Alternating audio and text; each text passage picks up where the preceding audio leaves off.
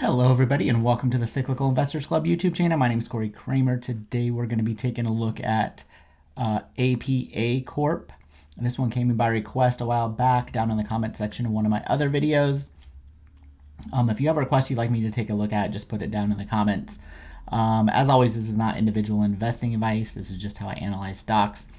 So at first, when I had APA, so I write the tickers up on the board behind me when people ask for an analysis, and I had APA up there, and I didn't realize it was in the S&P 500 because I didn't recognize it.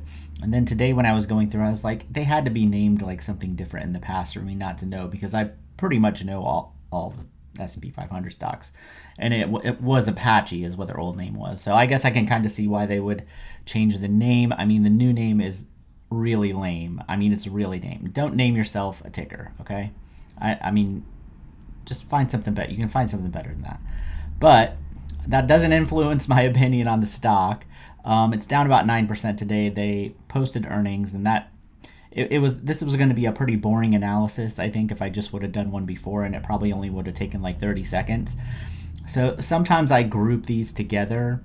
Like if I have a bunch of them that are short, I'll make a video that has like 6 videos in it or 6 tickers in it, and kind of briefly explain in a couple sentences usually why they're not for me.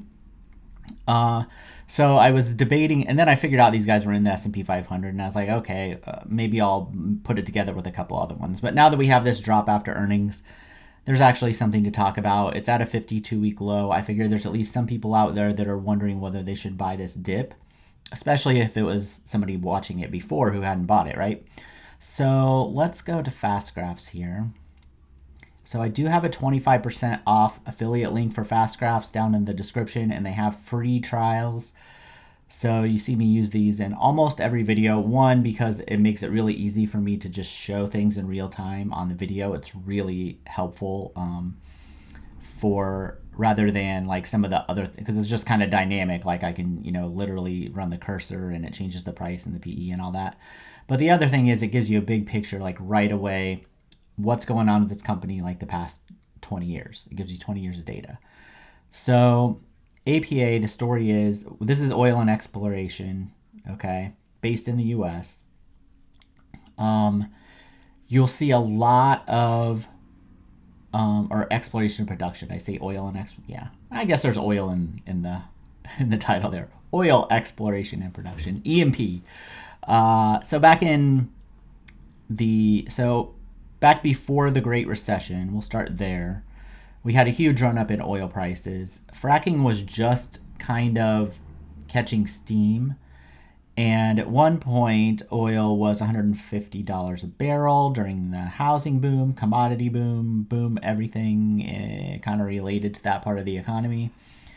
And I remember Goldman Sachs was saying oil's going to 200, and then that was about the peak, and then it fell to like 30 for a long time, or for a short time during the recession. And then right afterwards, the frackers just were pumping like crazy to try to earn back the money that they invested, during the boom, and it basically created another quick like super cycle boom. In 2012 is where it peaked. So 2012 or 2013, you can see with the earnings here exactly what happened. So this was ultimately the peak of that I would call it a super cycle. It's kind of a double topped super cycle because the Great Recession put a dip in it. But basically a lot of these companies weren't really particularly profitable, and then there was so much oil being produced, the oil prices started coming down. Saudi Arabia, who has the ability to produce as much oil as they want, basically was like, we're going to put these guys out of business. And so they just flooded the market with even more oil, and then oil prices got cheap, right? That's the long story short. And this process took a while to get down to about, 2017 is kind of one of the troughs. And you can see earnings started to come back for the better ones, the ones that weren't like permanently like impaired. So even though this looks horrible, and it kind of is because it's coming off a super cycle, there were definitely businesses that were worse. So this is actually one of the better looking ones that you'll see on a relative basis. So we have a cyclical business that goes through a super cycle downturn and then gets hit by the pandemic with like negative oil. And that's where we get this like ultra dip. I mean, I bet this is, let's see, $5 a share. It's more than 95% off its high. Let's just look at it. It's interesting enough to look at here. 96% plus off its high. So not too many people held during that whole time period. And then, of course, I think the pandemic obviously is a one-off event. Probably, maybe. Every now and then I see news headlines coming around that I'm like, oh no. But in terms of the way we shut things down, I don't think that's going to happen again. So probably not negative oil. But so on one hand, when we try to put everything in context here, we have a super cyclical peak that's probably not going to happen again.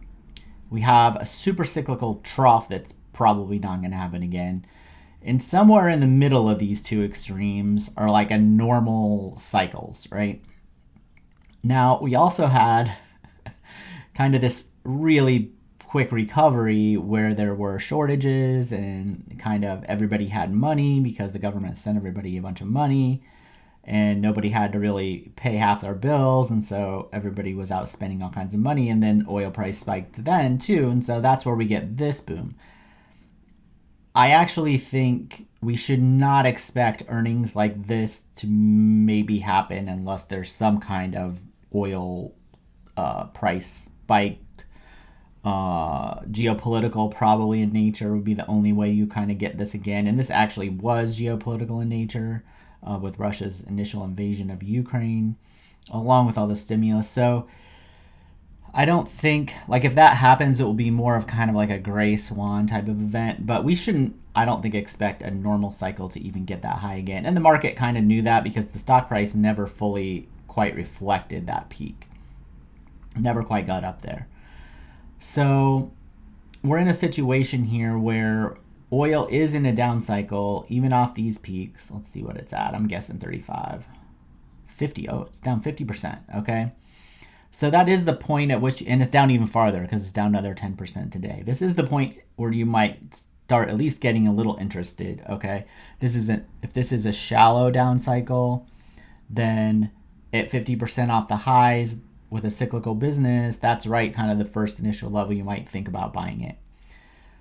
So for me, though, you can see what analysts think for earnings the next couple years. Unless there's a surprise, probably I don't see any kind of bottom coming for this stock anytime soon. Now, the surprise would be oil prices shoot up. But Trump just got reelected. We know one of his main things is to keep gas prices low because Americans care about whether the gas price is low. It's not really expensive right now. Like, it's just kind of like a normal price. I mean, I can buy it at Sam's Club in the middle of the US for under $3 a gallon. So I think it's probably just at a normal price right now, but I wouldn't be surprised if there's an effort to see if they can get that price lower. How successful? I don't know. But the bias is you have, the most powerful person in the world who's going to do everything they can to make sure it doesn't rise. I would at least put it that way. So I just don't think it's the time to step in and buy a stock like this yet. Now, at the portfolio level, there are oil stocks, and if you don't have exposure to oil, then you might be in a kind of a precarious position if there is a oil price spike, which definitely could happen due to geopolitical problems, right? Probably mostly Iranian or Russian centered. So far that hasn't really happened, but things can escalate, and it only takes a mistake or two, and then things get really crazy really quickly, right? It happened in the 70s. It's not like this is something new. So we know that potential's there, and the question is, well, if you don't own any oil exposure, would APA be the way to go? Personally, if you watched the channel last at the beginning of the year, I like two other oil stocks better. I like Devon, which has been down a lot since I mentioned it on the channel. But again, this is really a portfolio level decision at this point. It's not, I still feel the same way, and I said it in my Devon video back in the spring or whatever, or winter maybe. I didn't think they were near the bottom of a down cycle.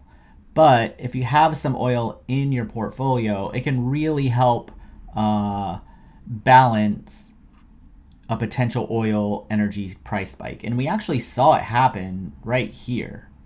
The stock, and this is when kind of things picked up. I think it was, when was it? I forget exactly what happened around this time. I'm pretty sure it had to do with Iran. But we saw it rose like 30% in 2 months, right? Which is a big move for a company this size. That's not like a tech company or something. And in my portfolio, it did help balance it out a little bit. And you can see that the earnings history of Devon, especially the recent history here, while it follows a similar pattern as a APA, it's a little stronger. Just everything across the board is a little stronger. It has less debt. So APA has about the same amount of debt as their company, as their market cap. So they have less debt. Their earnings are better. Even the analysts think that earnings will be slightly up to flat rather than slightly down with APA. So this is a better choice if you need some kind of energy. And then my favorite one is still Occidental. We know that Warren Buffett owns a big chunk of this one. Where are we down at? 51. So yeah, I mean, I thought that there would be a bit of a floor here in the mid 50s. It's kind of down at the bottom of that floor. I haven't noticed him buying anymore. But I have a double position here because I just think it's one of the stronger oil companies. They all also have things with carbon capture and carbon neutral oil that they're going to be selling here in the future. So they have some growth potential even in an environment maybe where the normal oil price isn't great. And they're also U.S. focused. So same thing with Devon. They're mostly in the U.S. I think if we have an oil calamity, that's where you want to be. That's where you want your oil companies to be. So because the U.S. is friendly to oil, even if Donald Trump wants the oil price lower, he's as friendly to business.